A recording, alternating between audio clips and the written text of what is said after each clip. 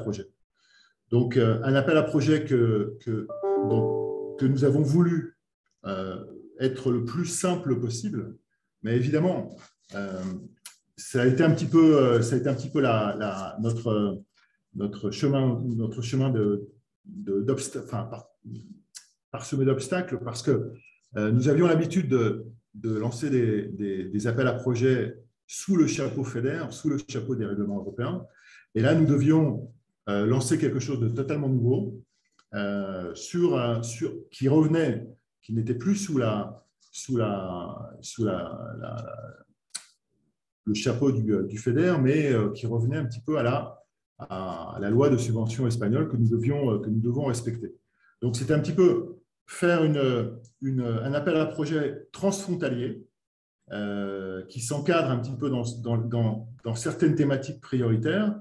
Et l'autre objectif que nous avions, c'était faire entrer des acteurs qui n'avaient pas l'habitude de rentrer dans les programmations POCTEFA, dans les appels à projets POCTEFA, pour faire en sorte que ces acteurs prennent un petit peu le goût de la coopération transfrontalière à travers cet appel à projet et en même temps fassent leur premier pas pour ensuite envisager d'aller sur des projets un peu de plus grande envergure et pourquoi pas de rentrer dans un futur projet POCTEFA. En tout cas, c'est ce que nous voulions vous donner comme possibilité. Je pense que nous avons pour cela atteint nos objectifs. Donc, faire en sorte que cet argent disponible soit distribué sur le territoire, ça c'est un premier objectif atteint. Et ensuite, faire en sorte que cet appel à projet puisse faire apparaître des idées de projet, mais surtout aussi des acteurs nouveaux qui n'avaient pas l'habitude de la coopération transfrontalière. On va voir les résultats sur les diapositives suivantes. Donc, sur les 143 projets reçus, projets admis, disons admissibles, puisqu'en fait, nous avons reçu un peu plus de 151 exactement. Voilà la répartition. Donc, c'est un petit peu les thématiques que vous avez choisies. Principalement, là, on le voit, un tiers avec la culture, mais aussi en deuxième position, l'environnement et l'éducation. Enfin, sachant que l'éducation rentre aussi la thématique de la jeunesse, donc on pourrait comprendre que l'éducation et la jeunesse représentent aussi une thématique intéressante. Il y a aussi parmi toutes ces thématiques présentées à l'écran, la thématique transversale du plurilinguisme, très importante, qui a pris une part aussi assez prédominante dans chacun des projets. C'est un petit peu aussi ce que nous voulions mettre en exergue, que notre frontière pyrénéenne a cette particularité d'avoir une richesse culturelle et linguistique très importante. Donc, ça se reflète dans les propositions que vous nous avez transmises. Sur la diapositive suivante, on verra que parmi les 143 projets, nous avons sélectionné 25. Donc, respectant un petit peu cette répartition que vous avez vue précédemment en pourcentage, donc là, avec une forte prédominance sur la culture, le sport, l'éducation et la jeunesse, et évidemment l'environnement.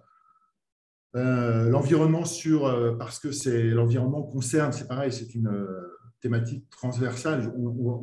Les projets sélectionnés dans la thématique de sport ont cette consonante aussi environnementale très importante, de la même façon que l'agriculture, etc. Donc, et on a vu aussi que dans certains projets programmés sur la jeunesse, la part du changement climatique, la part de l'environnement tient une part importante. Donc, en fait, on a fait cette répartition de façon un petit peu arbitraire pour choisir des mots-clés, mais je crois que ce qui est intéressant de noter, c'est que beaucoup d'entre vous, beaucoup des 25 projets que vous représentez, ont des thématiques sont plurithématiques, je dirais, et ont des thématiques transversales qui nous intéressent fortement.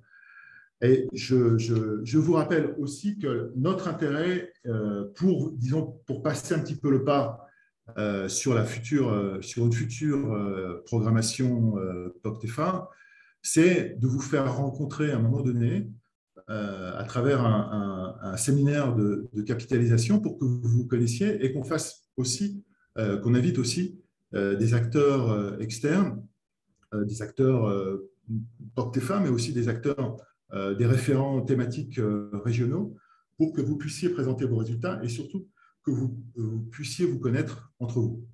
Voilà, c'était le message que je voulais vous faire passer dans mon introduction. En tout cas, vous remercier beaucoup pour cette forte participation et de nous avoir présenté vos projets de qualité. Merci beaucoup et donc, je serai très attentif pendant ces 2 heures ou éventuellement si vous avez des questions, si vous avez, et je cède la parole à mes collègues. Merci beaucoup.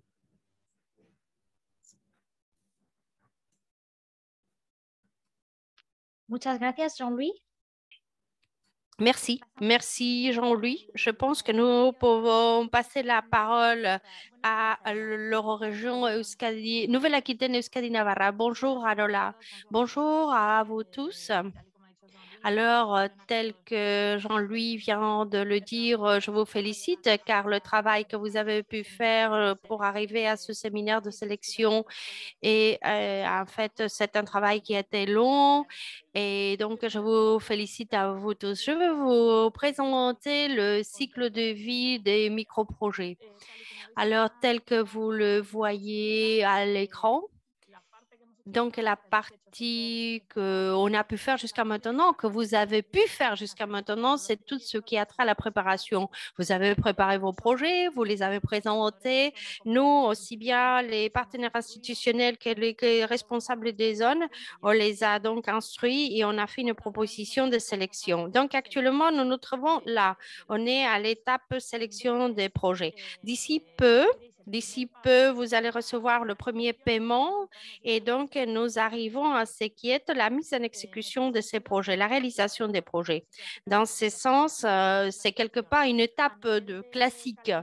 Au niveau du calendrier, vous savez, tel que vous avez pu le voir sur notre cahier de charge, nous avons donc une période pour la mise en place qui va jusqu'au 30 novembre 2023, donc juillet 22 jusqu'à novembre 23. C'est là où vous devez réaliser les différentes actions.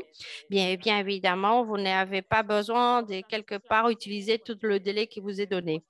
Donc, c'est l'étape pour les actions, mettre en place des actions, etc. Et dans ce sens, à partir de la CTP ou par le biais des coordonnateurs ou les coordinateurs.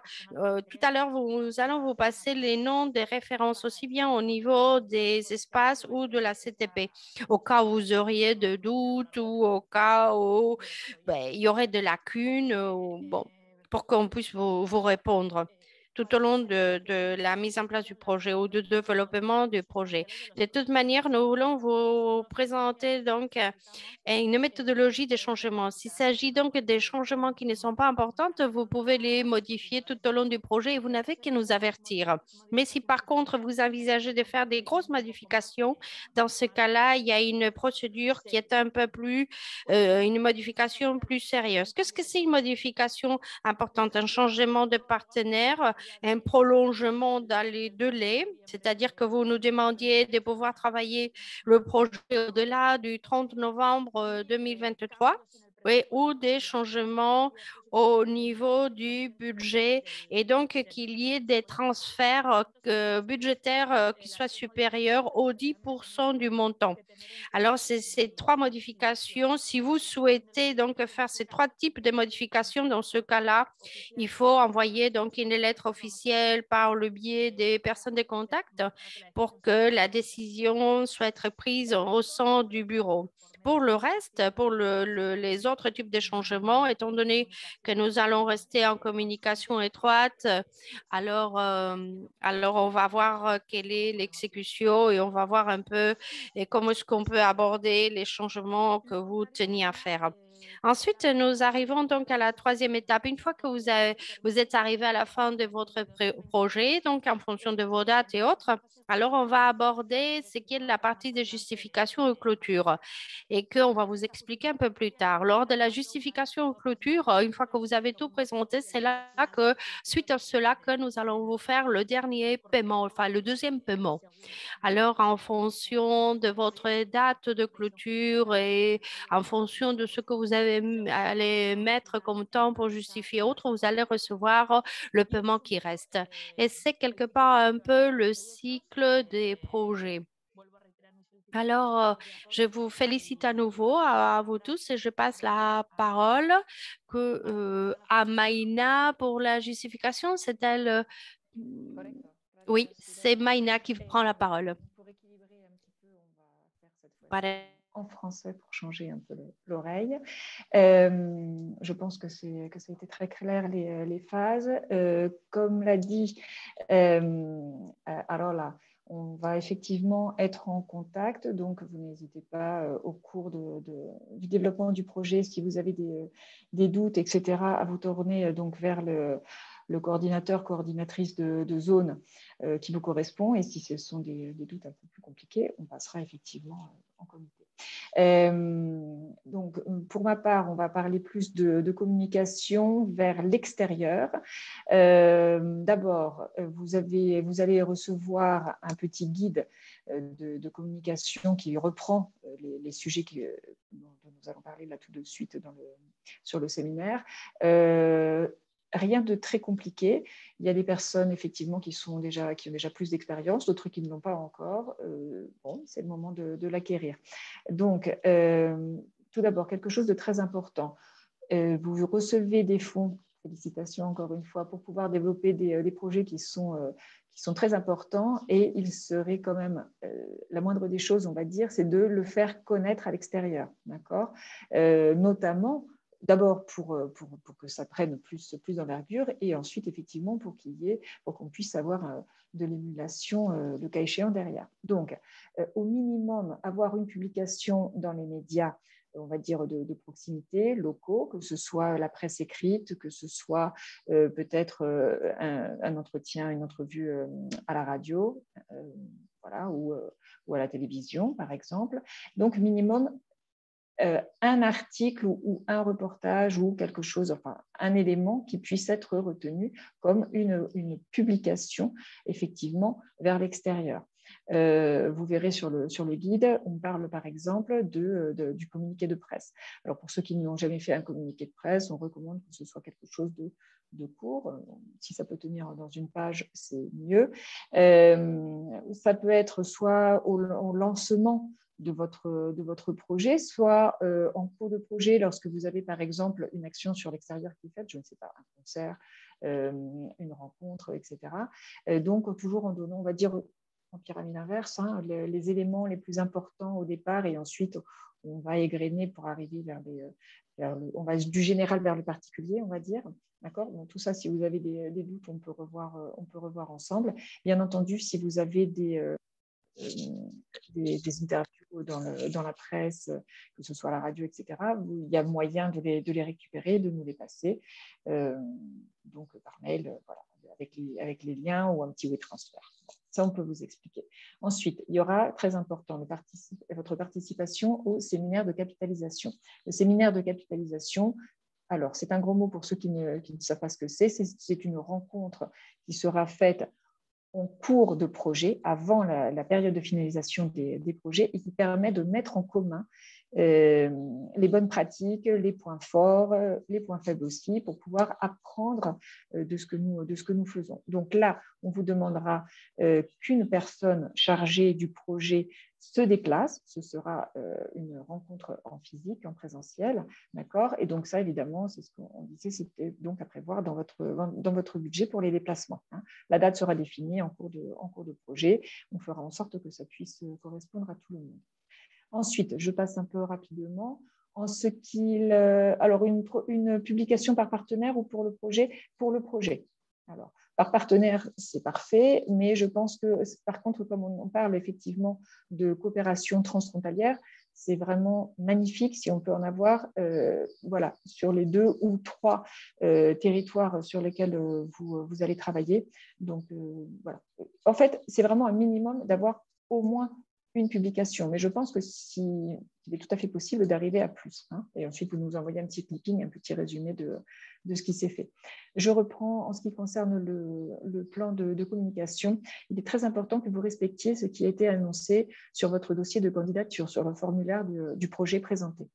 C'est-à-dire, si vous avez annoncé que vous aviez 2, 3 actions, on va dire à l'extérieur, il est important de les respecter, de nous en faire part aussi.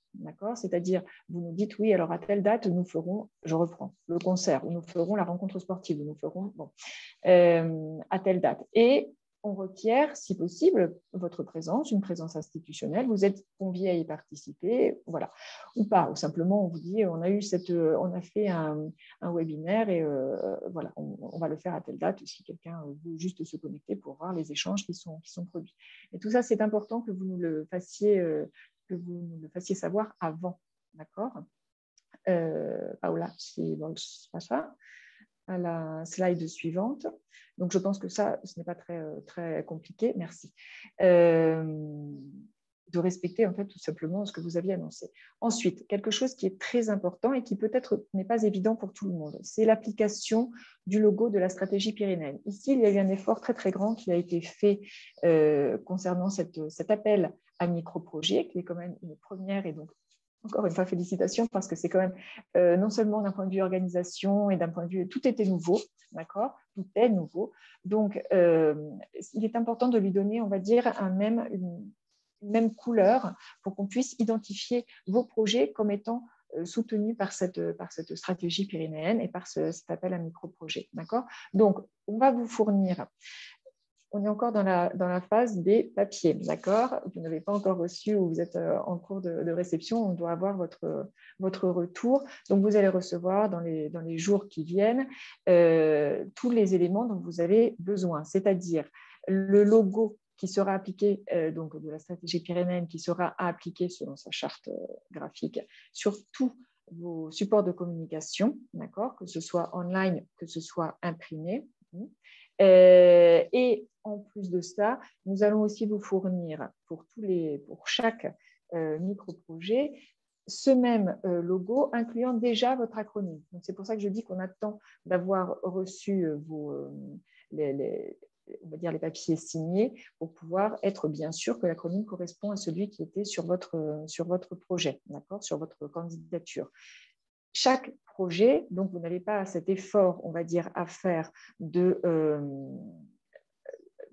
point de vue graphisme, d'accord ? Ça, on va vous le faire. Ceci dit, si votre projet, vous aviez déjà pensé, vous aviez déjà réalisé même un logo propre, il n'y a aucune contre-indication. Vous pouvez tout à fait, alors, à ce moment-là, juxtaposer le logo de votre projet propre à celui de la stratégie pyrénéenne. Mais les deux doivent être ensemble, d'accord ? Donc, soit celui que l'on vous fournit, stratégie pyrénéenne, avec l'acronyme de votre projet, soit le vôtre propre avec le logo de la stratégie pyrénéenne. Voilà.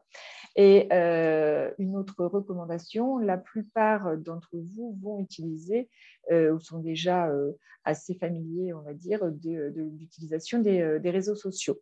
Alors, nous avons créé un hashtag qui est micropire, tel qu'écrit ici, c'est-à-dire avec un C et non pas un K, et pire avec un Y. D'accord ? Donc, vous pouvez l'utiliser sur toutes vos publications sur les réseaux sociaux. Ça va permettre ensuite de faire un suivi, de voir, et puis que ça prenne de l'ampleur. Et puis, ça vous permet aussi, vous, d'aller voir ce qui se fait sur les autres deux projets pour aller les chercher. Autre chose d'important qui nous paraît quand même assez important pour donner plus de visibilité principalement à vos projets, c'est que vous puissiez nous étiqueter. D'accord ?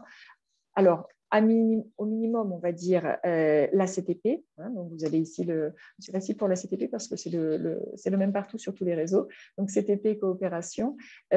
Ensuite, si vous voulez, donc effectivement mettre l'Eurorégion AN, le GECT Pyrénées-Pyrénées ou le PM, voilà, on vous les fournira aussi. D'accord ? Si vous reste de la place, si vous avez envie, si vos partenaires ont des réseaux sociaux, bien entendu, étiqueter vos partenaires, c'est la moindre des choses. Et là, pour terminer, je ne vais pas m'étendre plus, quelque chose qui est très important.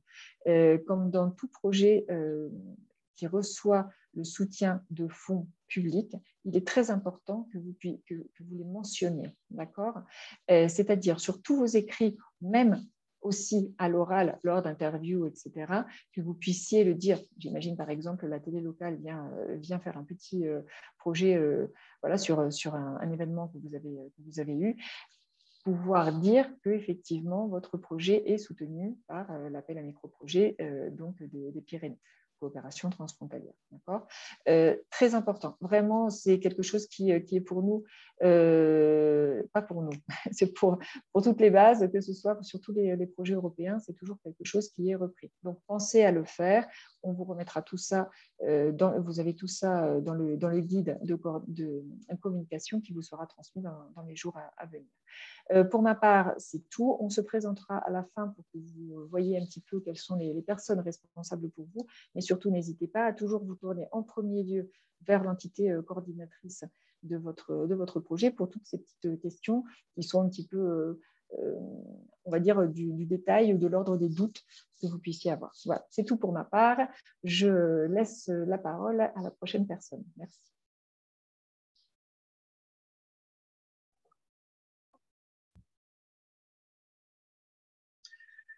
Buenos días, Santi Fábregas, representando a la...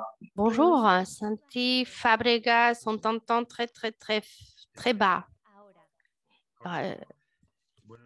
Bonjour, je suis Santiago Fabregas, je représente le GCT Pyrénées-Pyrénées. Nous assurons la coordination pour le tronçon central. Je tiens tout d'abord à féliciter les micro-projets. Nous allons vous expliquer les paiements éligibles et comment on justifie. Alors, les paiements tels que c'est tout ce qui a trait au déplacement, logement, services externes et petits équipements. Et les frais non éligibles, ce sont les frais de personnel, donc des paiements ou des dépenses entre les partenaires, les détails et les impôts non plus.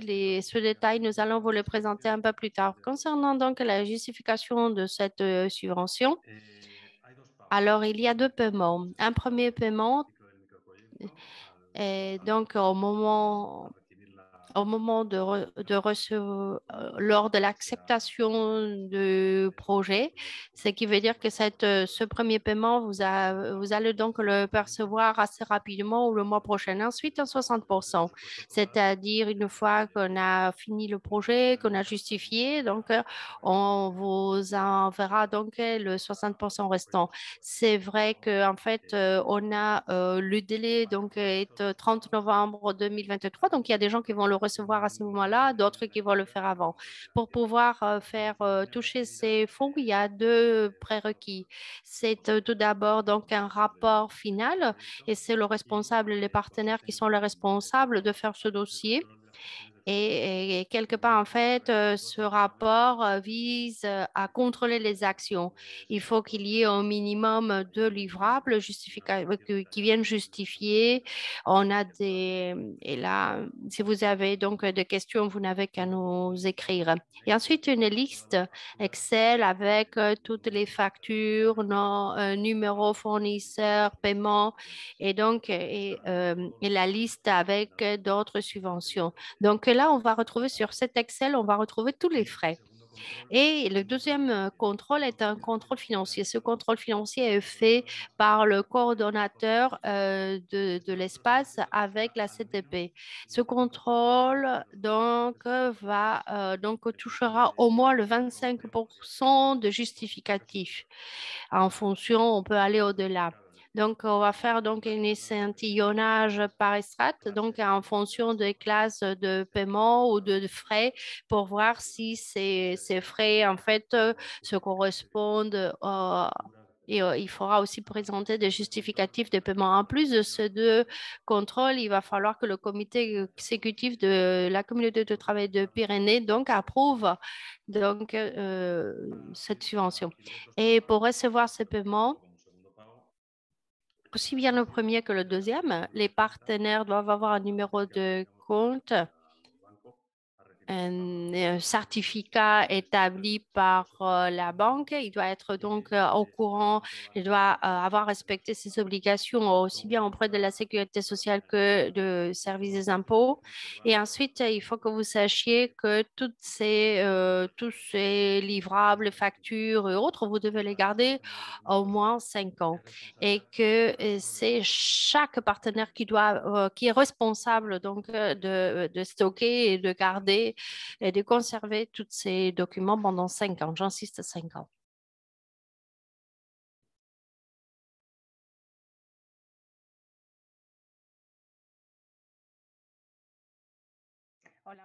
Bonjour. Je suis Idoia Orosa, je me charge donc de coordonner au sein de la CGP et je vais vous expliquer frais donc les différents frais et voir ce qui est éligible, ce qui n'est pas éligible, ainsi que le justificatif que vous devez nous présenter. Donc, le premier type de frais, c'est-à-dire tout ce qui a trait au déplacement, ce sont des déplacements qui sont liés aux actions du projet et de membres appartenant donc aux bénéficiaires, c'est-à-dire le personnel des bénéficiaires, car le personnel appartenant à d'autres institutions rentre dans une autre catégorie de frais.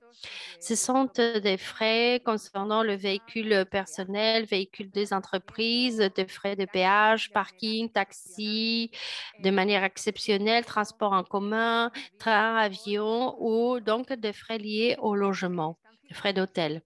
Alors, vous voyez ici les montants, les seuils. Ce tableau, vous l'avez aussi sur les documents de préparation de votre candidature. Il pourrait se faire que ce soit des montants un peu trop réduits. Alors, si de manière exceptionnelle, si les montants sont un peu supérieurs, si vous nous justifiez qu'il n'y avait pas d'autre hôtel, s'il n'y avait pas d'autres moyens, en fait, nous allons peut-être accepter cet écart. Alors, concernant les frais, on va voir un peu quels sont les justificatifs que vous devez nous présenter à la fin du projet. À la fin du projet, mais il faut que vous le sachiez donc en amont pour pouvoir conserver. S'il s'agit de votre propre véhicule, on va faire donc une feuille de remboursement et on va vous renvoyer un modèle pour que tout le monde utilise le même modèle, un modèle de remboursement de frais. Quand quelqu'un utilise son propre véhicule, alors le remboursement est de 0,19 euros le kilomètre parcouru et on aura besoin de vérifier que l'organisme a remboursé ce frais aux travailleurs.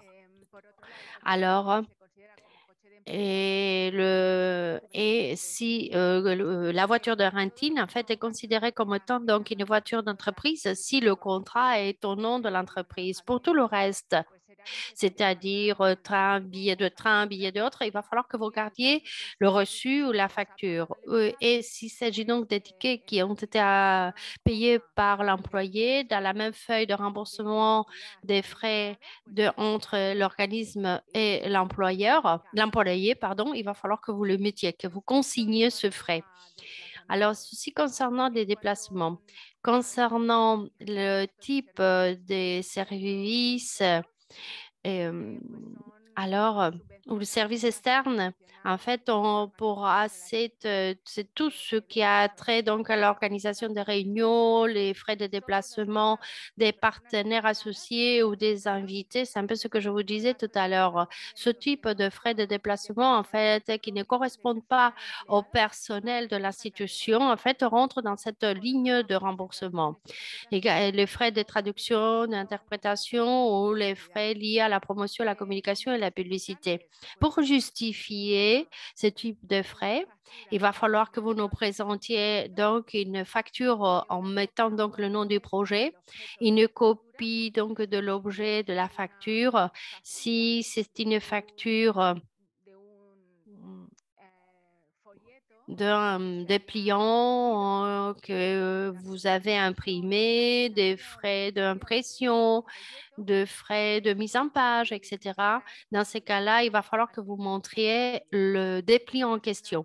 Ensuite, comparer les prix, pardon, et comment est-ce que vous avez choisi un fournisseur de services. Il s'agit donc d'un contrat mineur. Vous savez qu'il faut que vous demandiez 3 devis ou pouvoir comparer les différents prix pour être sûr que nous sommes en train de prendre ou de choisir le prix le prix de marché juste et équilibré. Et toute la documentation qui montre bien que quelque part on a respecté les règles de concours public, des appels au-delà de 5 000 euros, selon la loi de l'Aragon, on a l'obligation de demander trois devis. Au-dessus de 5 000, on n'en aura pas besoin. Continuons. Alors, voyons, c'est encore un autre type de frais. Ce sont des petits équipements, de petites infrastructures. Tels que vous les voyez, alors c'est des frais éligibles, mais ce sont des objets ou autres que vous ayez bien définis au niveau de votre projet et avec un seuil de 1 000 euros par partenaire, TVA comprise. Et pour justifier avec une facture suffisante, mais sur cette facture, vous devez, il faut que l'on puisse voir le projet, l'acronyme du projet. Il faut que vous nous montriez aussi que vous avez comparé les prix, que vous nous expliquiez pourquoi vous avez choisi ce fournisseur. Sinon, revenons donc à l'exemple que vous avez sur les guides. S'il s'agit d'un ordinateur, un ordinateur que vous avez dû acheter et qui est totalement justifié pour le bon déroulé du projet, vous allez en fait, quelque part, le frais éligible, c'est attrait uniquement à la durée du projet. Si par contre, vous justifiez que cet équipement, vous allez l'utiliser au-delà du projet, mais avec les mêmes objectifs, dans ces cas-là, vous pourriez le financer dans sa totalité. Ensuite, encore un autre. Non, il n'y a plus d'autres types de frais. Donc là, vous voyez les différents types de frais. Et en résumé, il faut que vous conserviez donc les justificatifs, toutes les photos et les dépliants. Alors, tout ce qui vous permet quelque part de justifier. Il faut que vous gardiez des documents qui puissent justifier cela. Il faut que toutes les factures aient une relation avec le projet, que l'on puisse démontrer cette relation et que toutes ces factures portent l'acronyme du projet, que ces factures soient bien identifiées. Car et on va suivre donc une comptabilité séparée et cette comptabilité séparée nous impose à bien séparer et donc qu'il y ait l'acronyme du projet dans toutes ces factures, que l'on puisse bien les identifier. Ensuite, les factures entre partenaires ne sont pas éligibles, c'est très important de le savoir. Et pour des factures au-delà ou pour des services au-delà de 5 000 euros, il faut que vous demandiez 3 devis selon la loi de l'Aragon, selon la dernière loi et une loi.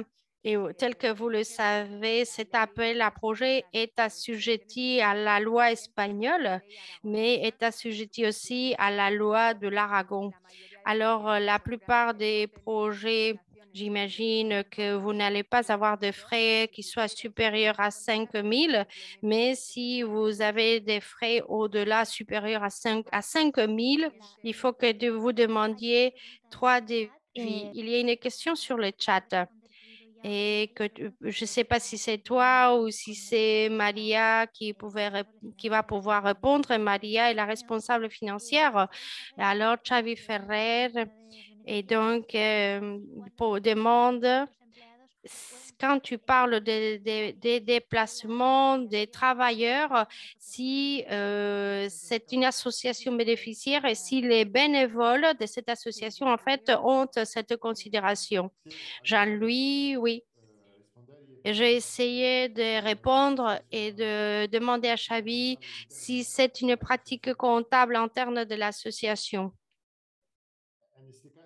Dans ces cas, s'il s'agit donc d'une pratique interne reconnue, une pratique reconnue au niveau interne de l'association, il n'y a pas de problème. C'est vrai on va vous demander une déclaration avec une liste de noms des bénévoles, c'est-à-dire ces gens qui vont se déplacer et qui vont donc assurer tout le bon déroulé de ce projet et qui, pour ce faire, ils vont utiliser leur propre véhicule. Alors, tu peux intervenir, Chabi, si tu veux. Oui, bonjour. Bonjour. Étant donné que vous parliez de travailleurs, nous, c'est-à-dire, il n'y a pas de travailleurs, il n'y a pas de travailleurs, c'est des bénévoles, aussi bien chez nous qu'au sein de notre partenaire français. Alors, c'est vrai que le troisième partenaire a des employeurs, a des travailleurs. De toute manière, si vous me dites qu'en présentant une liste, c'est bon, c'est bon.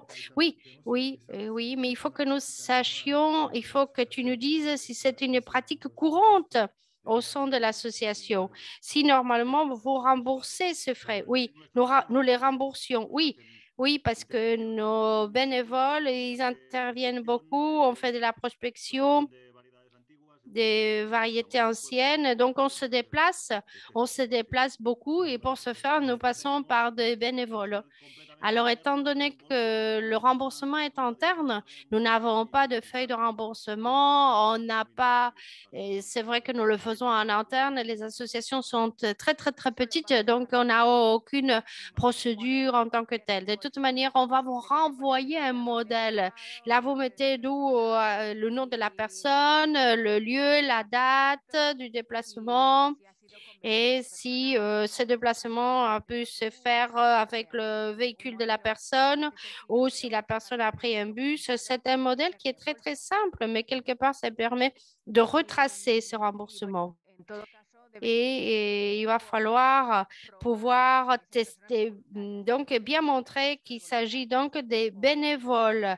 J'imagine que vous avez un accord, que vous avez un registre et que si on vous demande, vous allez pouvoir vous justifier et donc montrer qu'il s'agit des bénévoles ou qu'il s'agit des partenaires de cette institution. Les partenaires, moi, en tant que président, je suis bénévole. Je suis bénévole. Je dois justifier que je suis bénévole en plus de président. Alors, que vous soyez bénévole, nous, ce que nous souhaitons, c'est la liste des personnes et les gens qui vont faire ces voyages pour le projet. Je vois aussi une autre question sur la comptabilité séparée. Aïe. Souhaitez-vous que l'on ouvre un compte bancaire spécifique pour le projet? Non, non, on n'a pas d'exigence particulière pour ouvrir un compte bancaire spécifique. Là, quand on parle de comptabilité séparée, c'est, pour vous donner un petit peu une idée, c'est lorsque vous avez un projet, vous faites une comptabilité de projet. C'est-à-dire que vous avez, par exemple, dans votre comptabilité, la possibilité de créer une ligne particulière, ce qu'on appelle une ligne particulière, qui récapitulera toutes les dépenses liées à ce projet. C'est un petit peu ce qu'on appelle, ce qu'on entend par comptabilité séparée, une comptabilité qui permettra de voir que ces dépenses ont été enregistrées pour ce projet spécifique.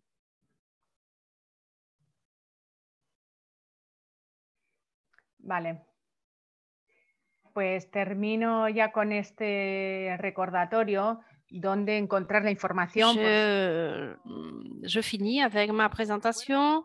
Alors, si vous voulez récupérer toutes ces informations, regardez le point 12 de notre texte de appel à projet. Là, il y a les frais éligibles. Le point numéro 13, c'est la justification de la subvention et le point numéro 14, c'est le paiement. Et au niveau du guide, lors des dernières pages, les 3-4 dernières pages, alors on parle de comment préparer, on parle de comment gérer le projet en tant que tel. Donc, le point numéro 4, vous pouvez le relire.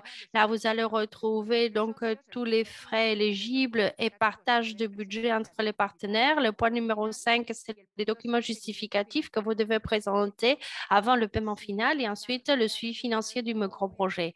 Si de toute manière, après l'avoir lu, vous avez des questions, dans ce cas-là, toutes les exceptions, tous les cas qu'il faut revoir, qu'il faut évaluer, en fait, vous pouvez nous le consulter ou vous pouvez vous référer aux institutions des zones. Il y a une question. Oui, si concernant donc, en fait, c'est 5 000 euros. Et donc, en tant que donc TVA non comprise, c'est à partir de ce seuil,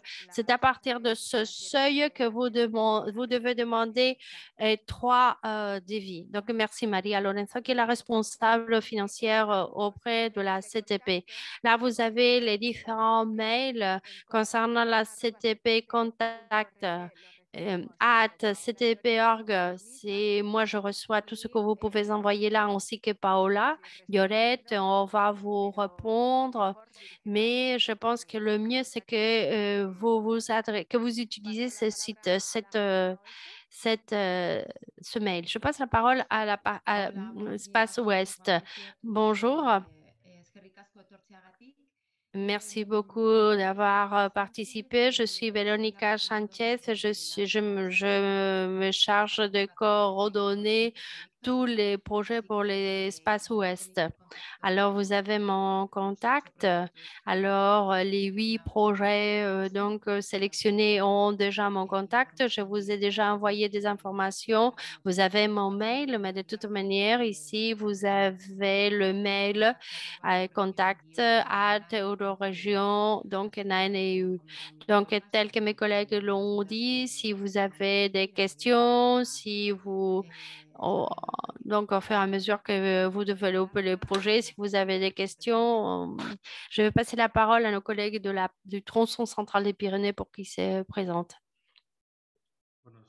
Bonjour, je suis Santiago Fabregas. Je m'assure de coordonner les projets pour le tronçon central. Et c'est Erika. Et Erika, ma collègue, qui, je pense qu'elle va se présenter ou qu'elle va. Oui, bonjour à tous. Oui, en effet, Santi et moi serons les 2 personnes chargées sur la zone centre de vous aider et de vous accompagner dans toutes vos démarches. Et bonjour du coup, côté Est, donc le coordinateur de zone et le référent, ce sera moi, donc Pierre Quim. Je pense que les 9 projets sélectionnés me connaissent déjà, sinon ce sera le cas très prochainement. Donc pour toutes les questions, tous les blocages qu'il pourrait y avoir sur le suivi du projet là, et son déroulement, voilà, n'hésitez pas à nous contacter. On sera le point d'entrée voilà, pour toutes vos questions quotidiennes.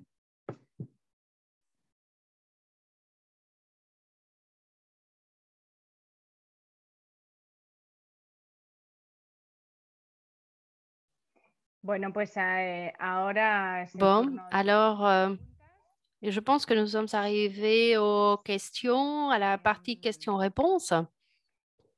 podéis hacerlas directamente. Alors, vous pouvez vous poser, vous ouvrez vos micros directement ou sinon, vous nous écrivez vos questions sur le chat. Bonjour, je profite, je suis Paola Iolette, je me charge de gérer des projets au sein de la CTP. Si vous souhaitez intervenir, vous mettez quelque part vos questions sur le chat et ensuite on va vous ouvrir le micro pour que vous puissiez intervenir directement.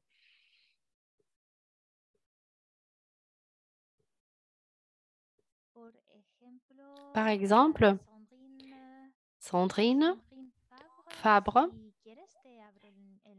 si vous voulez, on vous ouvre le micro. On vous donne l'autorisation pour vous exprimer.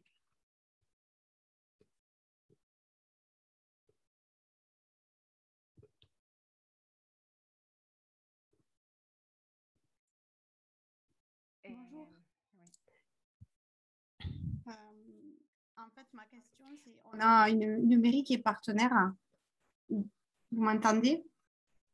Très bien. Et Sandrine, quel projet représentez-vous? Factra. D'accord. Donc, en fait, on a une mairie qui est partenaire du micro-projet et du coup, quand elle va devoir payer une des prestations, comment va-t-on devoir faire pour faire rembourser? Yatra, c'est quelle zone? La zone Est. Ouest. Est. Est.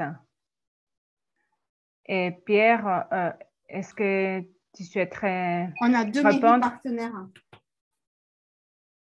Une en Espagne et une en France. Précisez votre question parce que quel type de prestation vous êtes en train de parler? Par exemple, nous c'est axé sur les jeunes et la jeunesse et le théâtre. Donc, en fait, par exemple, on va faire intervenir des professeurs de théâtre.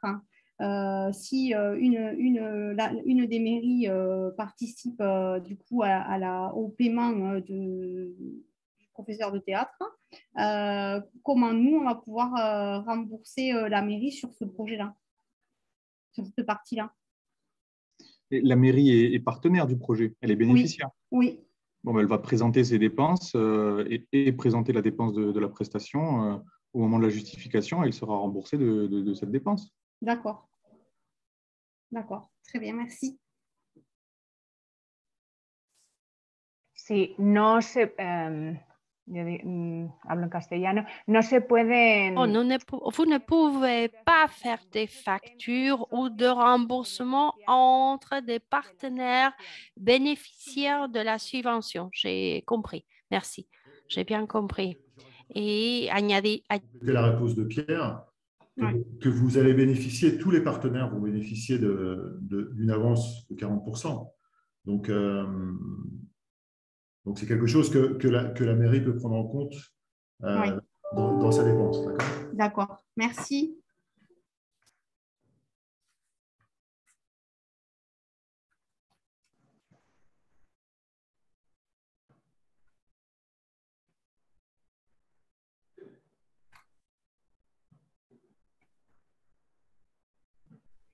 Hay otra pregunta en el chat. Hola, buenos días.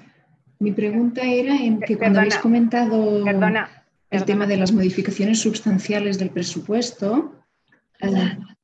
Des modifications importantes. Gemma, excusez-nous, quel est ton projet? Et les zones, et l'espace. Je suis Gemma Comella. Le projet, c'est Sibonatour et je suis sur la partie Est. Alors, quand vous dites qu'un écart de plus de 10% dans les montants du projet est une modification substantielle, cela veut dire que c'est entre les différentes enveloppes, c'est-à-dire qu'il y a un transfert de plus de 10% entre différentes lignes budgétaires. C'est ça?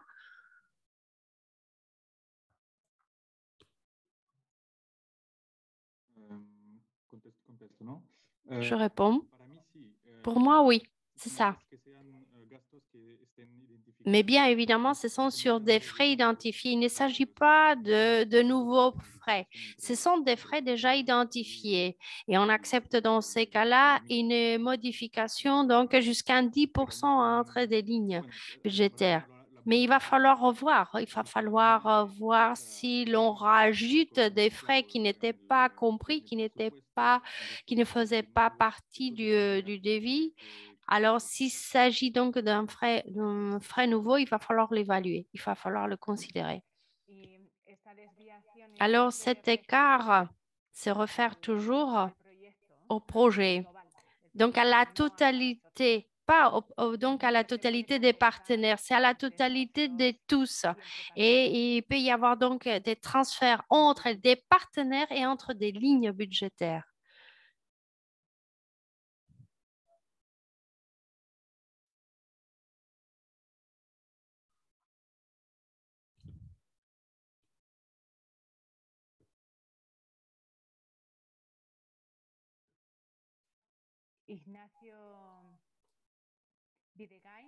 Ignacio Videgain, bonjour. Le logo de la stratégie pyrénéenne a été renvoyé à tous les partenaires ou vous allez nous l'envoyer? Excusez-moi, j'interviens.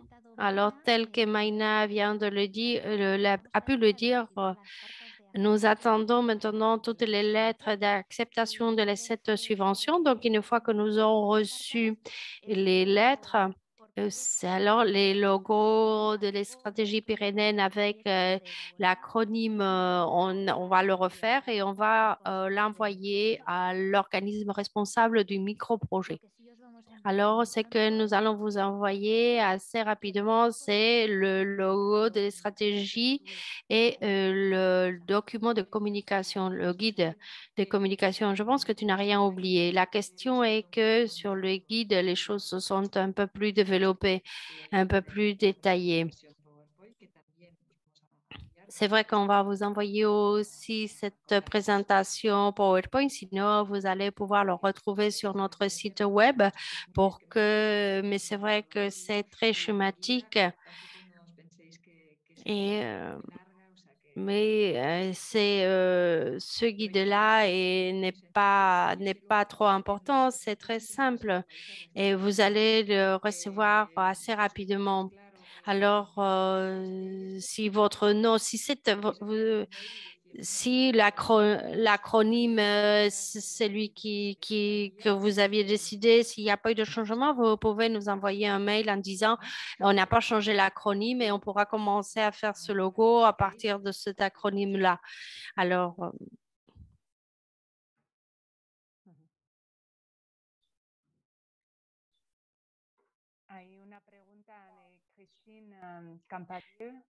il y a une question de Christine. Où pouvons-nous voir le détail des 25 projets retenus? Pues esto tenemos que alors, peut-être qu'on va vous demander un résumé. Et car c'est vrai que nous ne l'avions pas prévu en amont, mais c'est une très bonne idée que vous preniez connaissance. Peut-être on va vous demander donc un texte très, très, très court pour pouvoir le publier sur les sites web de la CTP et des instances des zones. Mais il faut que vous soyez d'accord sur ce que nous allons publier. C'est pour cela que nous devons vous le demander. Alors, ce que nous avons fait jusqu'à maintenant, je te réponds.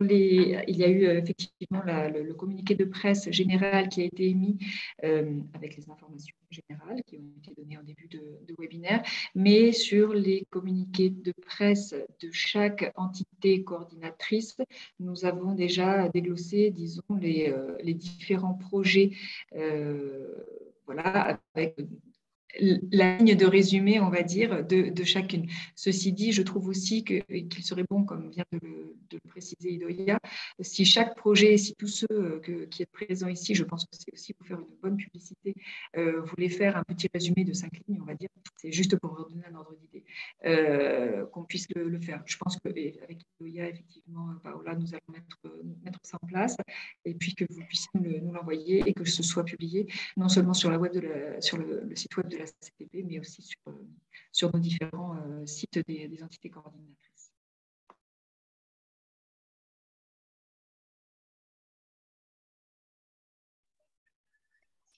André, Hola. si vous voulez intervenir.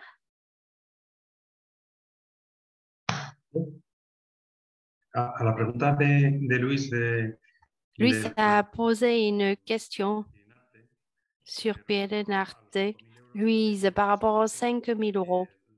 Alors, selon la loi de l'Aragon des subventions, on peut choisir un fournisseur si notre frais est inférieur à 5 000. Mais c'est bon toujours d'avoir différentes propositions. Mais d'un point de vue légal, vous pouvez travailler avec un fournisseur sans avoir à demander d'autres devis si votre montant est inférieur à 5 000 euros.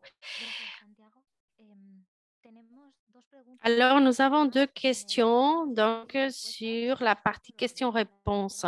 La première question donc, vient de Roberto Ramos du projet Paisajes Pyrénées pour la partie centrale, pour le tronçon central. Il nous dit, alors notre projet est lié à l'intensification des contacts de mobilité et d'échange. Nous avons une modèle de liste en tant que feuille d'émergement mais pour les partenaires, mais on souhaite aussi l'avoir pour les bénéficiaires. Est-ce que vous allez nous envoyer un modèle type avec les logos? Alors, Maïna, je pense que c'est une question qui a trait à la communication. Moi, je pense que ce qu'on va vous envoyer, c'est quelque chose avec le logo, si je comprends bien. Effectivement, donc on a pensé à mettre le logo général, tel qu'on l'a dit tout à l'heure. Alors, un modèle que vous allez pouvoir, il faut que vous le mettiez.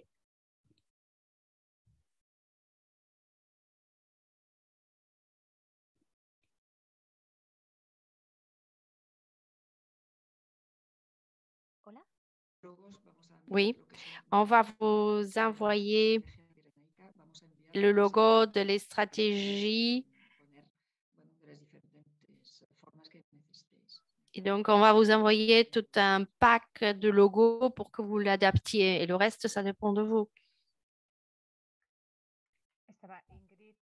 Ingrid demande la parole.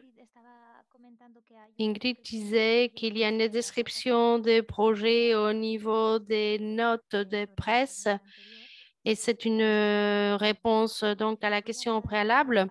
Je vais passer la parole aux autres personnes, donc à tous ceux qui ont posé des questions, voir s'ils souhaitent intervenir.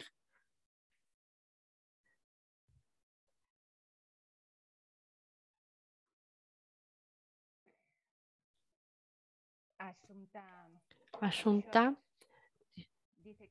elle nous dit si pour le résumé, si l'on ne peut pas utiliser l'annexe 2 du formulaire.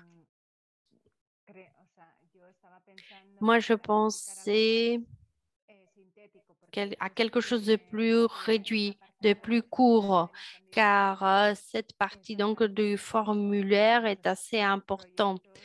Et c'est vrai que il y a certains partenaires qui ne font pas un résumé.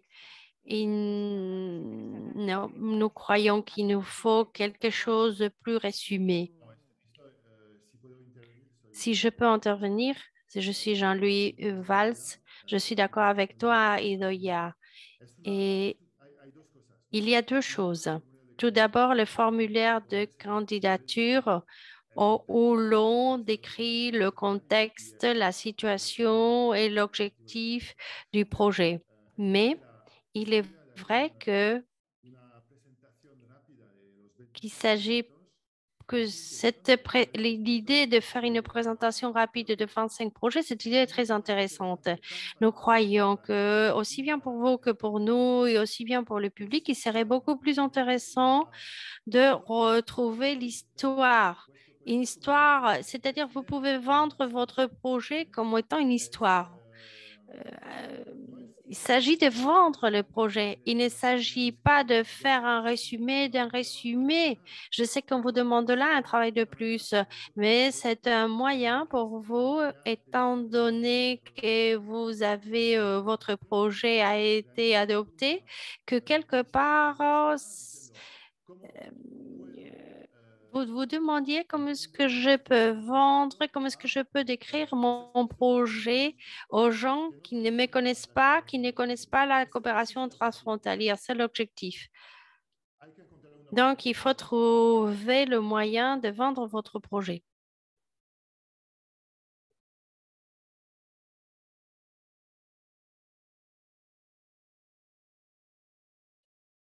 Il y a une question de Annick d'Allemagne. Oui, bonjour. Elle demande que nous demandons une consultation de 3 prestataires pour le dépense extérieure prestation. Comment cela se passe-t-il avec le partenaire associé qui ont été présentés dans la candidature?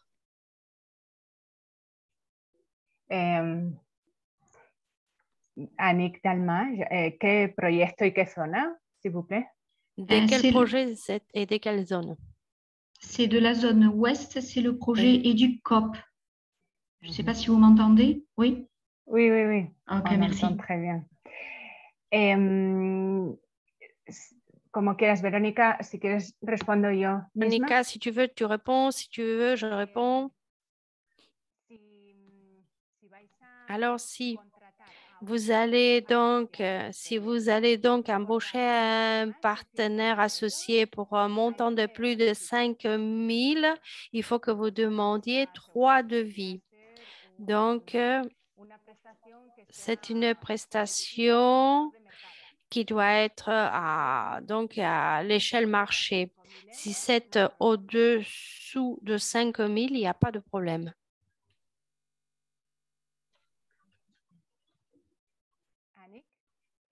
Annick, on a répondu à ta question? Oui, oui, très bien. En dessous de 5 000, il n'y a pas de problème. On justifie de la compétence du partenaire associé, en fait. Ok, j'ai compris. Merci beaucoup. Gracias.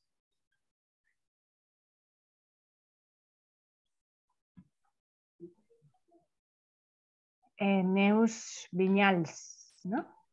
Hay una formación Il y a une formation spécifique. Il y a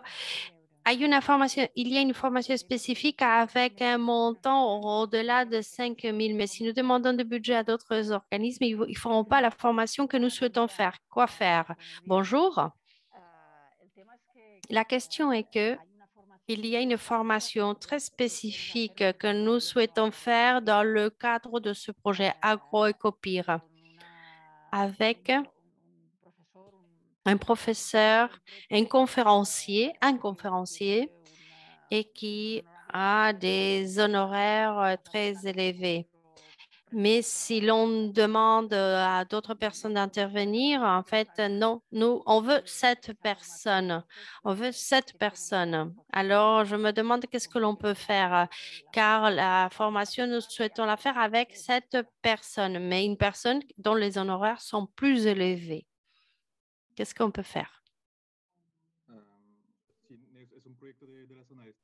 C'est un projet pour la partie Est, oui, d'accord.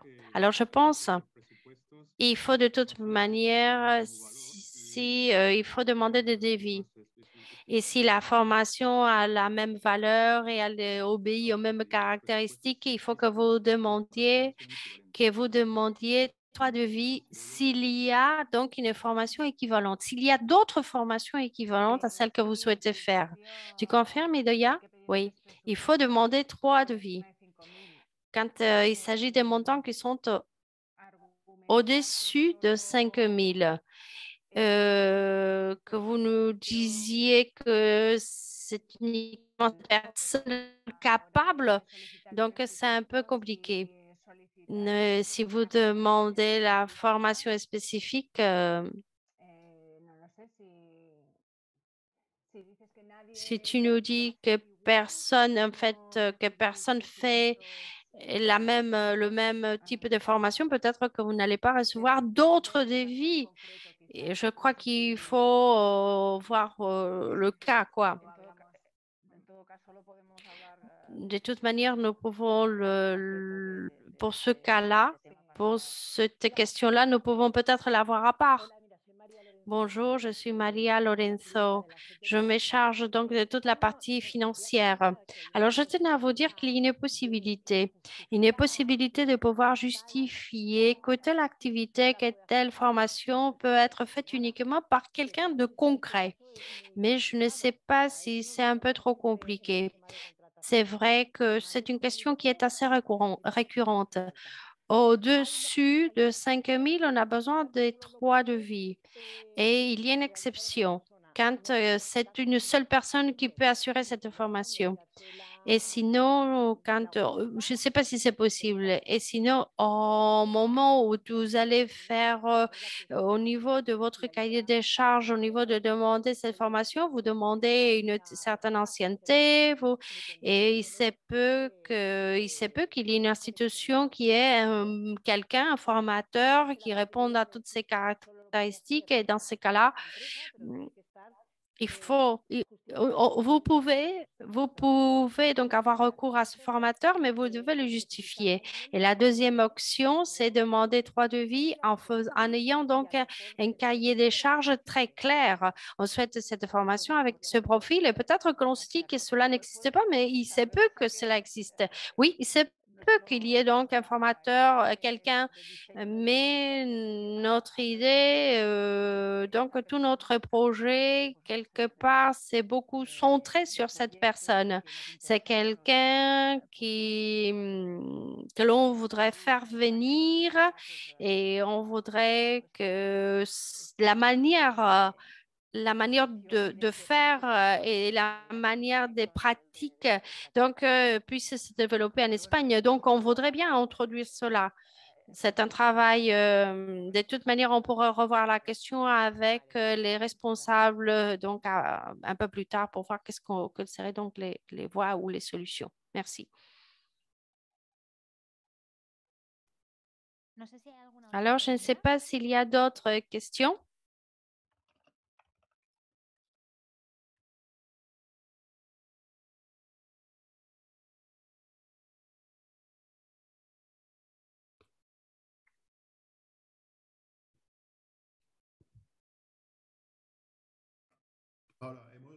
Oui.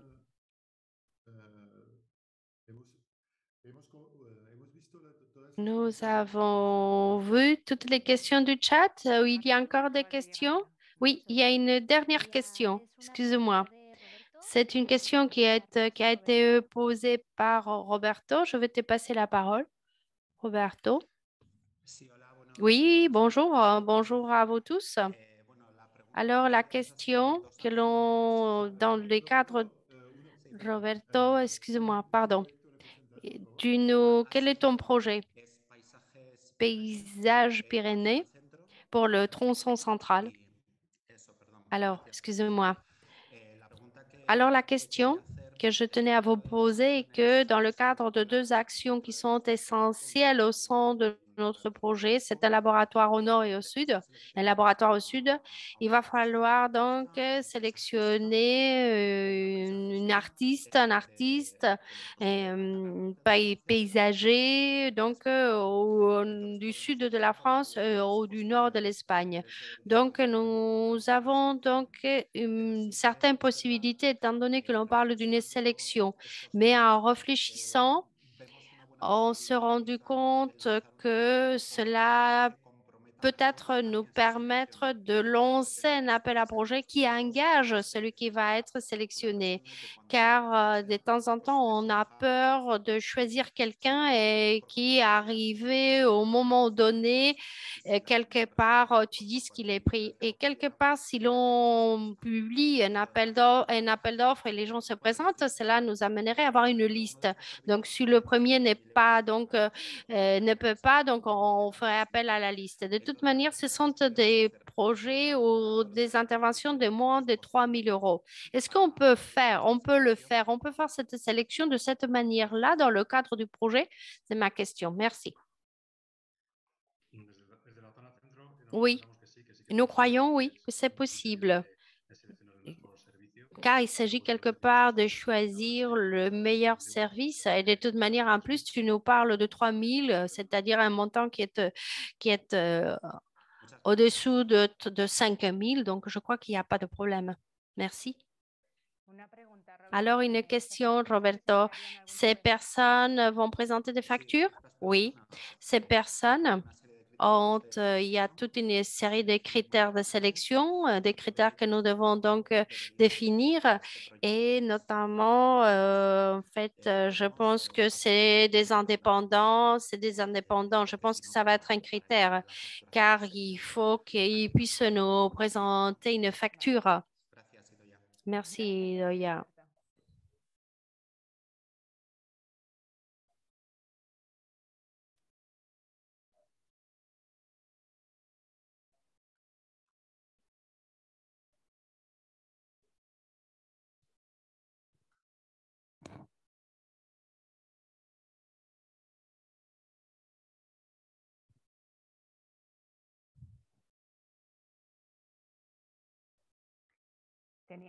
Alors, nous avions prévu une réunion jusqu'à midi. Je ne sais pas s'il y a des questions. S'il n'y a pas de questions, j'ai une idée.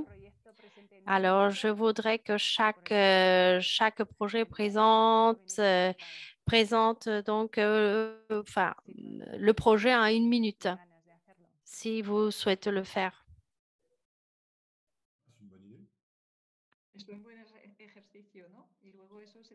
C'est un bon exercice et nous pouvons donc, vous mettez ça par écrit par la suite et vous nous l'envoyez.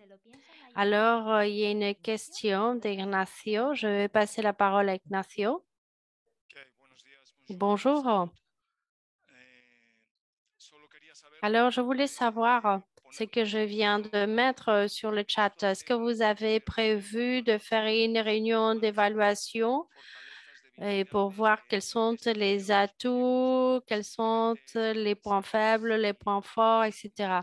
Donc, c'est uniquement savoir si vous avez prévu où est-ce que vous comptez faire cette réunion et à quel moment. J'imagine que ça doit être une réunion mi-projet. Je ne sais pas si vous pouvez nous dire quelque chose concernant cela. Excusez-moi, Ignacio. Alors, je ne me suis pas présentée. Je suis dans la partie ouest et le projet, c'est le projet Inser. Merci, car merci, merci d'avoir tenu à compléter. Alors, je ne peux pas te répondre. Nous ne pouvons pas répondre à ta question pour l'instant. Alors, ce que je peux te dire est que nous n'allons pas faire une réunion d'évaluation. On souhaite faire ce que Maïna a présenté, et c'est partager les résultats et pour que cela devienne une étape pour d'autres types de coopération. On veut une réunion où vous puissiez vous rencontrer, vous connaître, mais pour ce faire, je pense que nous avons besoin de voir un peu quelles sont vos entraves, de voir un peu ce que vous rencontrez.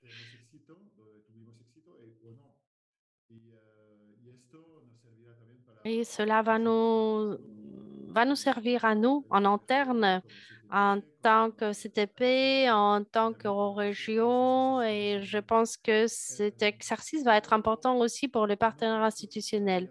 Mais pour l'instant, nous n'avons pas défini, on n'a pas déterminé les lieux et on n'a pas non plus décidé quand. Mais tel que Maïna vient de le dire, on le fera avant le mois de novembre, car j'ai vu que certains d'entre vous, vous comptez finir avant novembre. Donc, quelque part, il faut comment est-ce que l'on gère les projets qui vont s'achever avant novembre 2023. Mais de toute manière, tu seras informé. Merci. Alors, si tu veux nous raconter ton projet, alors je participe, mais je ne suis pas le représentant formel. Il s'agit d'échanger expériences dans ce qui est la production agroécologique de deux côtés, Navarre et Nouvelle-Aquitaine. Donc, expérience à partir ou avec la participation des personnes ayant des handicaps ou des personnes en situation d'exclusion. Donc, voir en fait comment ce processus se développe et voir si l'on peut avancer aussi bien en ce qui a trait donc au déroulé des personnes, au déroulé des exploitations et voir les conséquences que ces expériences ont au sein d'un territoire. Donc, tu l'as très bien expliqué. Merci, Ignacio. Bon. J'ai ouvert le micro d'Ashunta. Elle nous a dit qu'elle trouvait que c'était une très bonne idée. Alors, le fait de pouvoir expliquer le projet. Donc, Ashunta, je ne sais pas si tu veux nous expliquer. Je fais partie de l'association Attica. Aujourd'hui, je suis ici en tant que membre de l'association. L'association Attica a présenté un projet avec la commune de Marignac, la commune des Assos, la communauté de fête de Marignac. Il s'agit d'un projet qui s'appelle Hatta. Tel que vous savez, Hatta, c'est, je n'ai pas entendu, pardon. Et ce que nous souhaitons faire, c'est donner l'opportunité aux jeunes de notre territoire de expliquer ou de s'expliquer, c'est-à-dire quand ils doivent se présenter pour un premier travail. Donc, ils doivent se présenter et quelque part, on va utiliser le théâtre pour qu'ils puissent se manifester et s'exprimer en deux langues, en français et en espagnol. Même si nous parlons l'occitan sur ce territoire, leur donne l'opportunité de quelque part de pouvoir se présenter lors d'un entretien d'embauche en deux langues. Et nous le faisons parce que nous voulons que nos jeunes restent sur place, ne partent pas. Donc, l'association Haktra, qui est présidée par Sandrine Fabricoxi, et elle a pensé à cette possibilité. Moi, en tant que membre de l'association, en fait, je l'aide. Je me suis bien exprimée, je me suis bien expliquée. Vous souhaitez d'autres explications? Merci. Merci. Merci à vous tous. Bonne chance.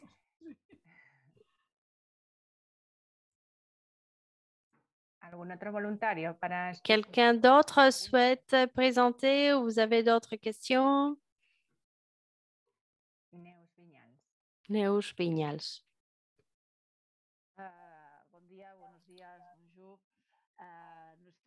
Alors, notre projet AgroCopir sur la partie Est est fondé sur un échange des visites, des différentes expériences.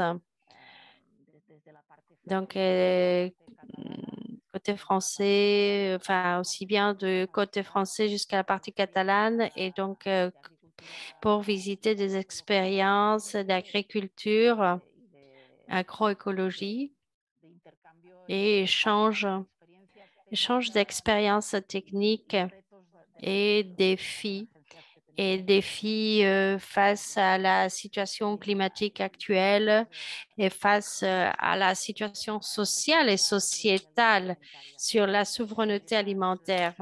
Et ces visites vont nous permettre quelque part de faire une certaine formation autour de l'agriculture décarbonée, agriculture écologique, dans l'idée de savoir comment est-ce qu'on va emprisonner du carbone pour que l'agriculture devienne un puits et pas un puits de carbone, qui a un bilan en tout cas négatif.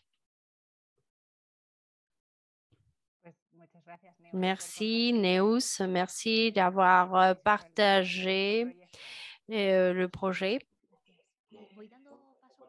O lo intento, porque como estamos recibiendo peticiones por el chat, por las preguntas y levantando la mano. En fait, les gens lèvent la main et je vais essayer de suivre l'ordre chronologique.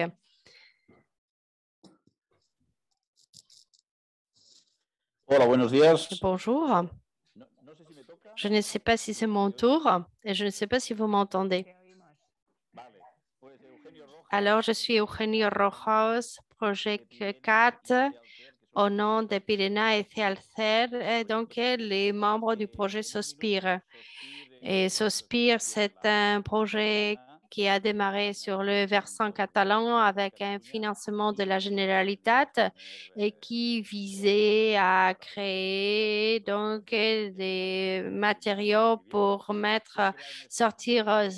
faire émerger la réalité de la situation climatique que nous vivons au niveau des Pyrénées pour la partie catalane. Donc, on a eu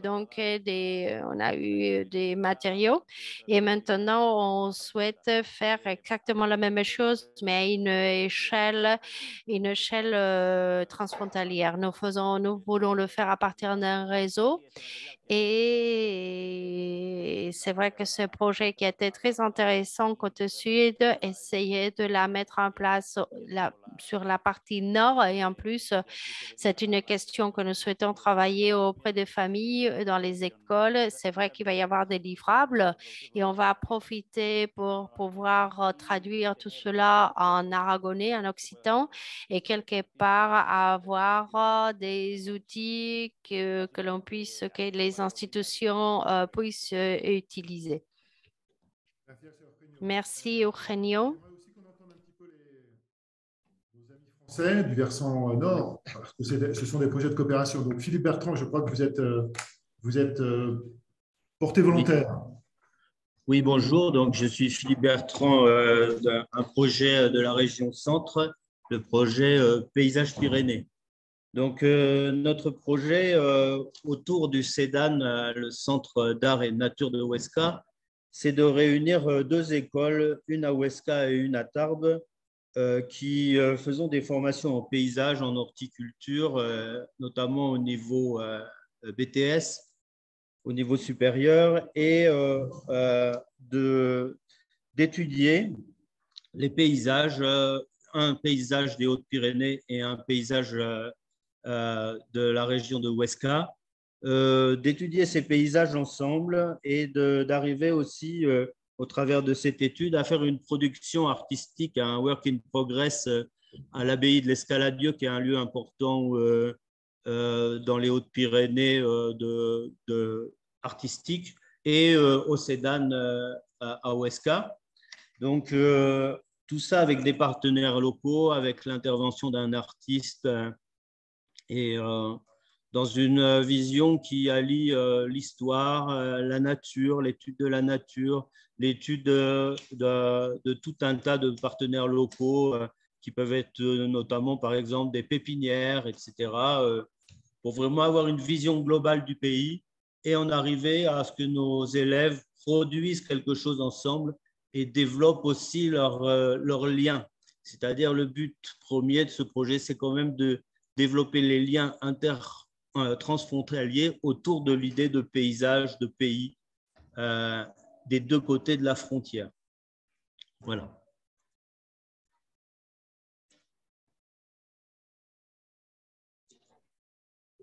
Super.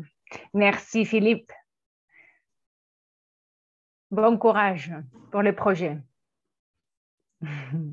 Suivant. Merci beaucoup. Solange.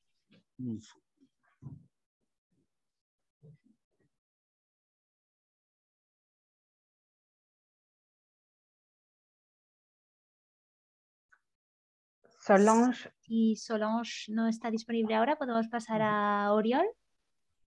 C'est bon, nous passons à Oriol. Solange. Oui, après ça, oui.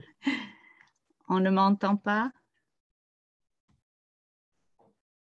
Allô, est-ce qu'on m'entend? C'est bon, Solange, vous pouvez y aller. Ah, très bien, très bien. Bon, désolée pour ce contretemps.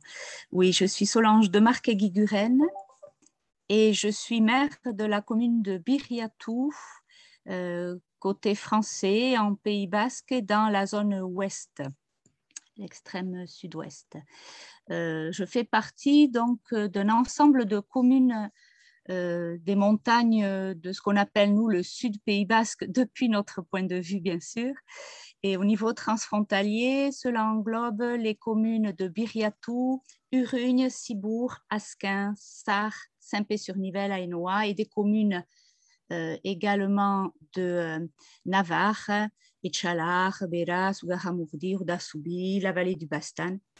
Et toutes ces communes ont créé depuis 2021 un groupe de travail nommé Guremendia Notre Montagne, qui a pour vocation en fait de développer un espace d'échange et de prospective commune sur la gestion des massifs frontaliers de cette zone. Les sujets qu'on aborde, c'est le pastoralisme, la forêt, le multi-usage, la biodiversité, le patrimoine, etc. Voilà, donc cette démarche, la démarche de Guremendia et la volonté de travailler ensemble à l'échelle transfrontalière ont été, hélas, renforcées par des incendies en février 2021 qui ont touché principalement deux massifs montagneux, Laroun et Choldokogania. Les groupes de travail ont soulevé alors plusieurs questions. Quel avenir nous souhaitions pour ces massifs? Comment encourager l'activité pastorale? Comment prévenir et gérer surtout les risques incendies? Quelle place donner aux activités de loisirs sur des sites à forte valeur environnementale? Et surtout, comment gérer ensemble de part et d'autre de cette frontière? Comment s'organiser pour faire ça dans ce contexte transfrontalier? Alors, notre dépôt de candidature s'est fait sur la base d'un diagnostic pastoral que nous souhaitons mener au préalable avant de mener des actions et qui tiennent compte des synergies sylvicoles en cours au niveau du territoire transfrontalier de notre collectif autour de plantations par feu, gestion des risques incendies. Et justement, ce dépôt de dossier porte pour nous sur une première étape dans la construction d'un tel diagnostic, une étape qui va faire un état des lieux général du territoire, des enquêtes auprès des éleveurs transhumants en montagne, qui va caractériser les niveaux et les types d'utilisation pastorale et qui va également enquêter auprès de personnes ressources utilisatrices de la montagne. Très bien, merci. Et comment s'appelle le projet? Diagpasto. C'est un diagnostic pastoral, excusez-moi. Diagpasto, en fait. Merci Solange, c'est un beau projet. Très bien, bon courage aussi. Merci. Hay otra persona de... Ay, perdón, me he equivocado, pensaba que estábamos... Je me suis trompée. Si nous avons fini avec ce projet, nous allons passer la parole à Uriel. Bonjour, je vous parle du projet Paya. C'est un projet que nous avons présenté donc, à l'initiative du consortium Las Gabarras. Nous gérons donc un espace protégé au nord de la Catalogne. C'est un espace de montagne. Et c'est vrai que nous organisons donc un festival d'art nature pour faire connaître notre espace culturel. C'est vrai que tout notre espace, tout notre périmètre est très connu au niveau de la côte. Tout le monde connaît la côte, tout le monde connaît le chef-lieu, Gerona, mais c'est vrai que le reste du périmètre n'est pas aussi connu. Donc, le festival vise à faire connaître le territoire, même s'il ne s'agit pas d'un territoire aussi spectaculaire que d'autres avec des espaces protégés, de lacs, etc. Mais notre fil conducteur est la culture. faire connaître donc des activités productives. Cette année-là sera notre 5e édition et nous travaillons avec un centre d'art pour la présentation de ce projet. C'est vrai qu'eux aussi ne sont pas sur la côte, sur la partie sud en France. Ils ne sont pas non plus sur un espace commercial qui attire des gens qui viennent faire des achats. Et donc, ils essayent de développer, d'encourager ou chercher un tourisme de qualité. Et le projet, nous invitons donc des artistes à venir travailler. Ces artistes travaillent avec des artistes catalans et leur travail sera exposé au mois de septembre. Ensuite, on va aller en France et là, on va faire des expositions, des making-of de ces couples d'artistes. Et en plus, les artistes travaillent avec des écoles françaises qui font des formations en catalan. Tout ceci va être enregistré, va être documenté. Je crois que j'ai bien résumé notre projet, mais c'est vrai que je ne l'avais pas préparé. Merci, Oriol. Une seule question. Ce n'est pas porte-fa.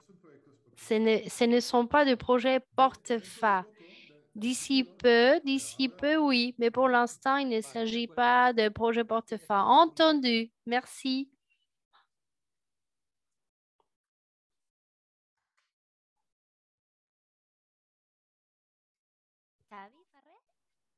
David Ferrer. Bonjour. Oui, c'est moi. Alors, j'ai perdu le son, mais je pense que vous m'entendez. Alors, je suis Xavi Ferrer. Je représente une association qui étudie les variétés autochtones de cet espace, de ce tronçon central des Pyrénées. Alors, nous avons donc récupéré un projet et qui nous permettait donc de travailler avec les associations donc côté nord et qui travaillent avec les variétés des fruits, des variétés locales de fruits dans le contexte de la biodiversité cultivée et avec des organismes qui travaillent sur cet espace depuis longtemps, notamment donc la Fédération Renova et le Conseil, la communauté de communes au Sud. Nous avons présenté ce projet qui essaye de partager ou de partager nos collections par le biais des rencontres et des expositions des fruits. Alors, on va travailler surtout sur la pomme, c'est transpire pomme, mais c'est un peu ce que nous cherchons, c'est-à-dire nous cherchons à créer une relation transfrontalière, récupérer une tradition, car la tradition existait, mais actuellement, nous connaissons certaines variétés qui ont traversé la frontière, des variétés des pommes, et par le biais donc d'une analyse génétique que nous allons financer par le biais de ce projet. Donc, il s'agit maintenant de trouver des points de rencontre, des points de différence pour augmenter les connaissances et créer des relations. Donc, nous allons donc travailler sur nos collections. Nous espérons couvrir à peu près 70 variétés. Et ensuite, nous voulons faire des rencontres au nord et au sud. Et on voulait aussi, dans le cadre de résultats, on voulait faire quelque chose à Salau, c'est-à-dire quelque chose sur la ligne de frontière pour essayer d'encourager les journalistes. Alors, c'est un peu ce que nous souhaitions faire. Alors, c'est un peu ce que nous souhaitions faire. Merci. Merci, Xavi. Est-ce qu'il y a quelqu'un d'autre? Quelqu'un d'autre a écrit? Laurence, Si quiere à votre tour. Oui, bonjour. Buenas. C'est Laurine, je représente la Fédération Renova, qui est l'association partenaire de l'association de Chavi, donc l'association de sauvegarde des variétés fruitières du Ribagorçanès. Donc moi, je représente la Fédération Renova, qui travaille depuis 25 ans en Ariège à la préservation et la sauvegarde des variétés fruitières locales. Eh bien, bon, je crois que Chavi a dit l'essentiel. C'est pour nous une joie que d'œuvrer ensemble à cette étude de nos variétés transpyrénéennes. Justement, confirmer que parfois, c'est cette formulation que j'aime bien, peut-être les Pyrénées ne sont pas une frontière, mais au contraire, les Pyrénées nous unissent. Et c'est une belle façon de démontrer que les arbres ont voyagé par-delà les frontières. Je vous remercie.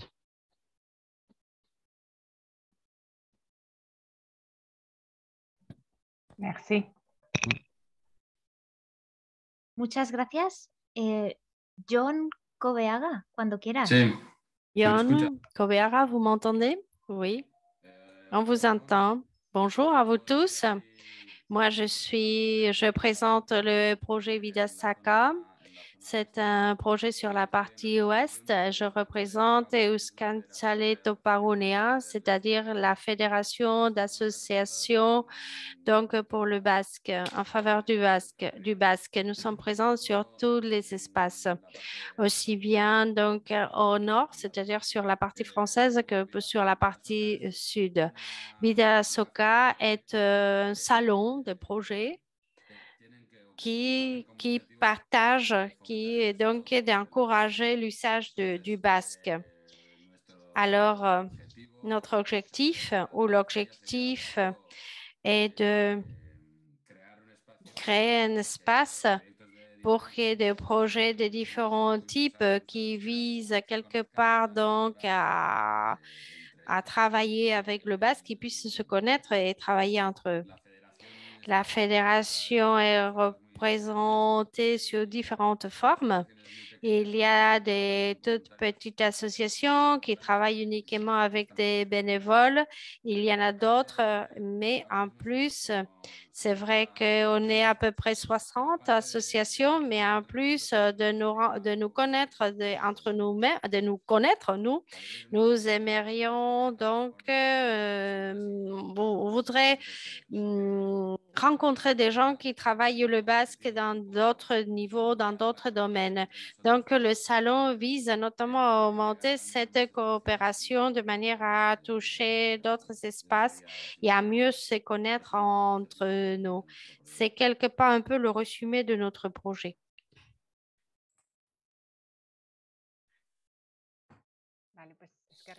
Merci. Merci beaucoup.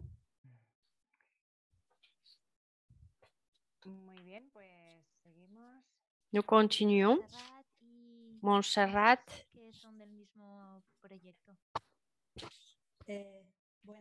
Bonjour, je suis Montserrat. Alors, je suis maire de la mairie d'Anso et je vais m'exprimer au nom du projet qui porte pour titre Carnaval en commun. Et ensuite, il y a mon collègue Asuncion. Et c'est une association qui s'est constituée à Pau pour sauvegarder la culture. Nous avons déjà des vécus longs. On a financé, on a utilisé donc la subvention de l'Aragon et Nouvelle-Aquitaine et actuellement nous souhaitons travailler sur un carnaval. C'est un carnaval de montagne et ce carnaval va nous permettre de franchir un pas grâce au micro-projet car ce micro-projet va nous permettre donc de nous développer à partir de ces échanges des musiques et va nous permettre aussi de faire des échanges d'écoliers. Pour nous, il est important de transmettre à nos jeunes, faire en sorte qu'ils comprennent quelle est l'identité du territoire qu'ils habitent, qu'ils puissent en profiter et qu'ils puissent... Alors, on va faire des ateliers d'échange avec des enfants et avec entre des groupes folkloriques de deux côtés. Et cela va nous permettre de, quelque part, encourager un carnaval qui est commun. On s'est rendu compte que pour des questions de culture, la frontière n'existe pas en tant que telle. C'est un espace pour partager un dialecte qui est différent, mais qui a beaucoup de choses en commun, pour partager de la musique, pour partager les paroles de nos chansons. Donc, le projet nous permet de renforcer notre identité.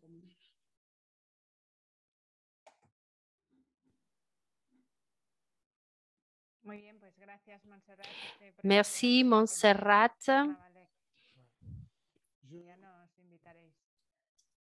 Hola a todos. Buenas, Adishats. Moi, c'est Vincent. Donc, je vais pas. Montserrat a déjà tout dit. Donc, voilà. Donc, je représente la Ciutat, qui est à la fois un tiers-lieu et un collectif d'une quarantaine de structures associatives, entreprises et aussi quelques opérateurs publics.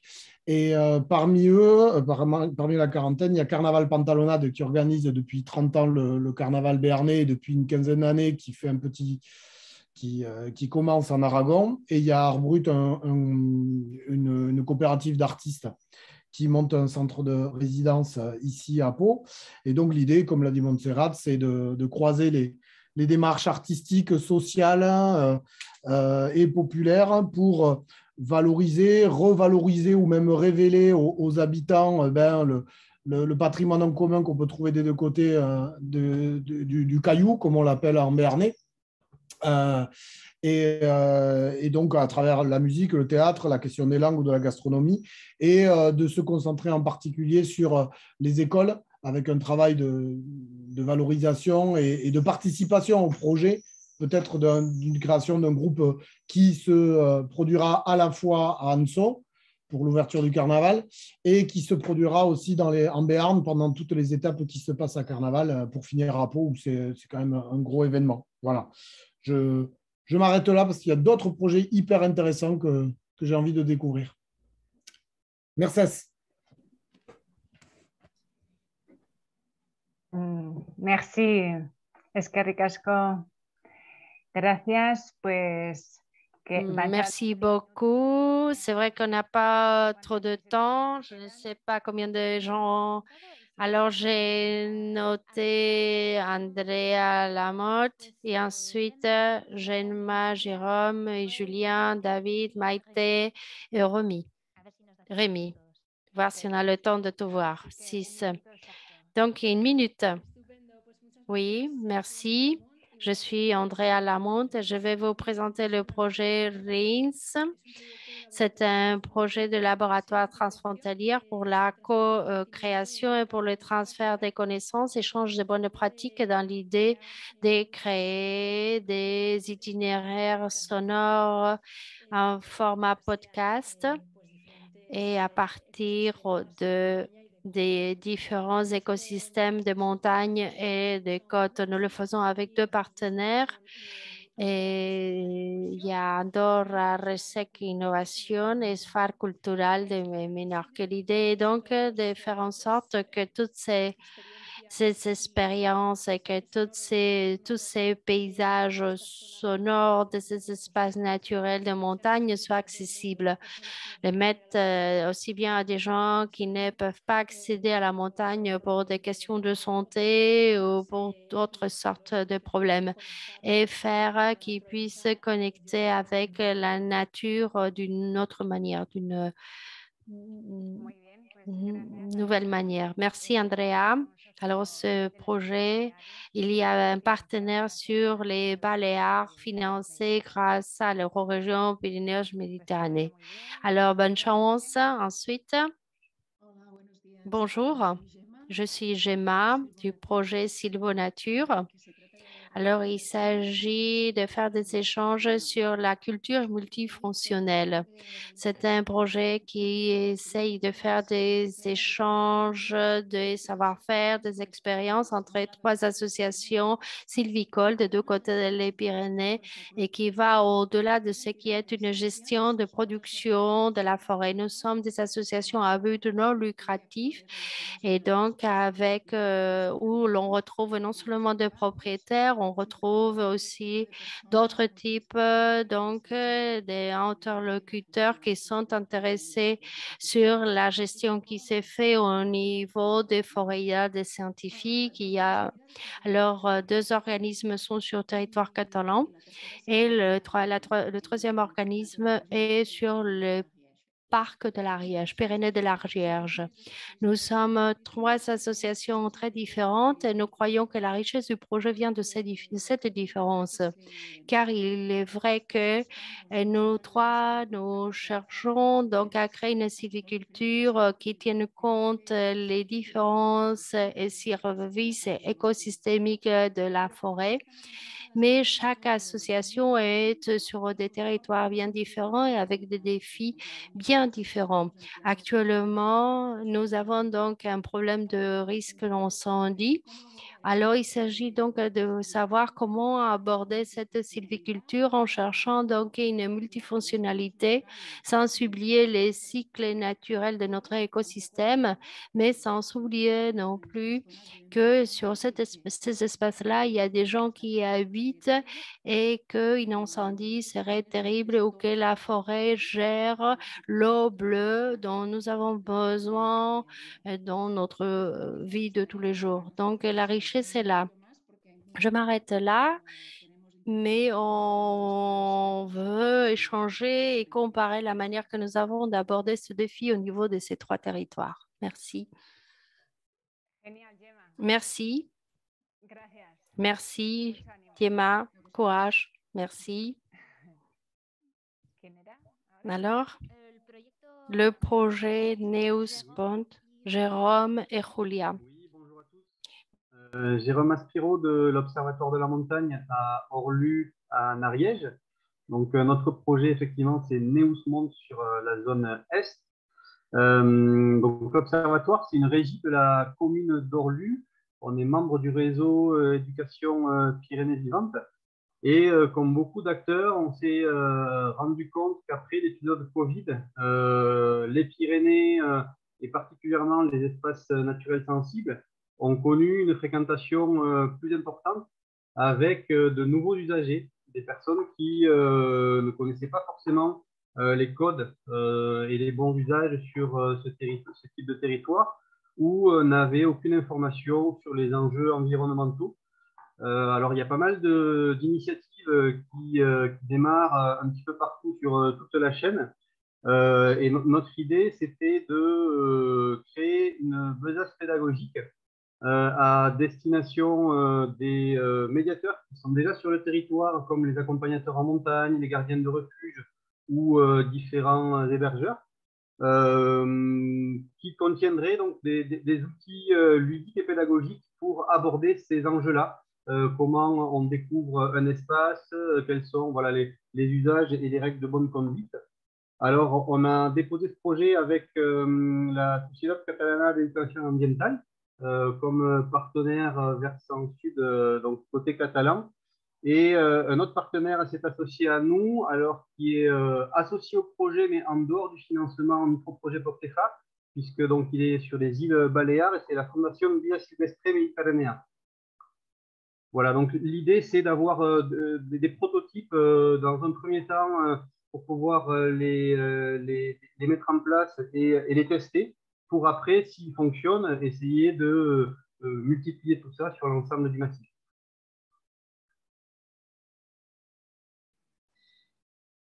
Ouais, juste, je rajoute juste que on va les lancements du projet. Je travaille avec Jérôme à l'Observatoire de la montagne et les lancements du projet, on les fera lors des rencontres éducation Pyrénées vivantes les 25, 26, 27 octobre à Ordino, en Andorre. Et puisqu'on va mobiliser pour ces projets, pour ces créations d'outils, les réseaux éducation Pyrénées vivantes dont on est partenaire depuis très longtemps. Muy bien. Un proyecto con socio andorrano. Donc, un projet avec un partenaire de l'Andorre. Très bien. C'est bien qu'il participe, que l'on puisse avoir des partenaires de l'Andorre. Un projet très intéressant. Merci. Merci et courage. David, on a 5 minutes. Oui, bonjour. Donc, essayez de faire court. Je vais faire court. Je m'appelle David Toureuil et je représente le projet Sassirati sur la partie ouest. On est 4 partenaires qui gèrent des territoires en montagne, 4 partenaires voisins, des juntas et des commissions syndicales dans la forêt d'Irati. Nous travaillons ensemble depuis quelques années, notamment en s'étant appuyés sur un projet, sur 2 projets POCTEFA, mais on travaille aussi depuis très longtemps ensemble puisqu'on a des facéries communes pour l'utilisation de territoires pastoraux par nos animaux. Nous allons créer une association transfrontalière pour continuer au-delà du POCTEFA, puisqu'on a envie de continuer à faire vivre ce territoire au-delà des outils européens. Et on a saisi l'opportunité du micro-projet donc justement pour poursuivre la valorisation du projet touristique que l'on avait mené avec le POCTEFA, avec 2 actions majeures: faire en sorte que les Valiens soient des ambassadeurs de ce territoire qui est un territoire particulier, et mettre en réseau les 4 vallées, mieux mettre en réseau les 4 vallées de ce territoire-là, avec notamment des sites en montagne sur lesquels on aimerait que les gens circulent davantage. Voilà rapidement le projet. Muy bien, gracias. Y siguiente, yo creo, y último proyecto, he visto que buena iniciativa poner en el chat el resumen, y es que tenemos que hacer una conclusión, pero bueno, Maite, ¿no? Adelante.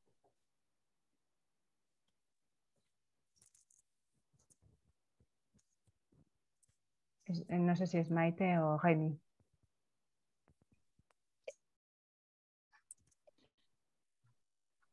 Maite.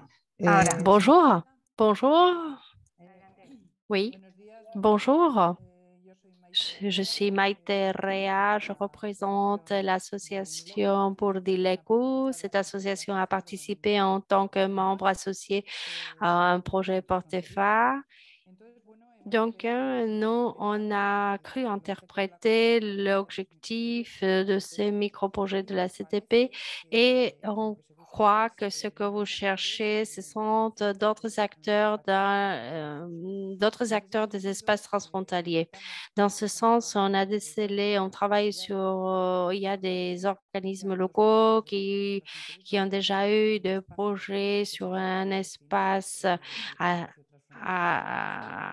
entre Saint-Jean de Pied-de-Port et Pamplune. Et là, il y a 2 territoires. C'est le cas de la vallée des Aludes et d'Estivales avec un territoire de Quinto Real. Alors, il s'agit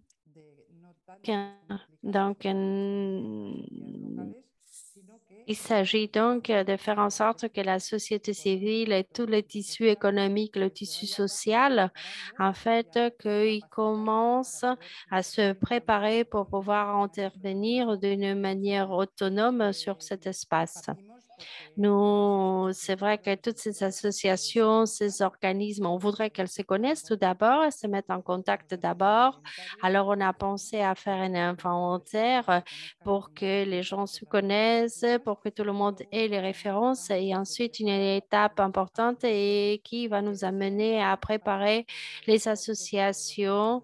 On va les préparer autour des projets, voir ce que ce sont ces projets, donner une certaine certaine autonomie pour qu'ils contribuent, parce que c'est une richesse, on retrouve une richesse importante sur tous ces tissus et que tous ces organismes puissent coopérer dans ce territoire. C'est un peu ce que nous cherchons tous.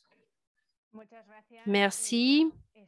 Merci. C'est vrai qu'il ne nous reste qu'une minute et alors je vous demande à vous tous de décrire les projets sur le chat. Nous allons donc publier tous les résumés. Alors merci à vous tous. Merci à tous ceux qui ont présenté, donc qui ont présenté de manière improvisée. C'était très, très riche. Alors, je vous rappelle uniquement que toute question, que tout doute ou des questions qui puissent surgir lors du déroulé du projet, donc vous pouvez nous contacter. Vous pouvez tout d'abord contacter le responsable de votre zone, celui, en fait, le référent, et si c'est un sujet qui peut-être, s'ils en ont besoin, qui vont nous contacter, peut-être pour que la réponse, nous puissions l'élargir au reste des territoires. Donc, il est important que vous nous envoyiez tous les documents pour pouvoir faire le paiement de ces 40%. Vous avez jusqu'au 7 juillet. Ensuite, nous allons avoir besoin d'un peu de temps pour évaluer et on fera les paiements les plus rapidement possible, mais nous pensons que vous allez recevoir cet argent-là à la fin juillet ou début du mois d'août. Alors, on vous demande un peu de patience car il y a les vacances, mais de toute manière, il faut que vous sachiez que cette question est prioritaire pour nous. Donc, merci beaucoup à vous tous. Merci, Chris, qui travaille depuis 2 heures.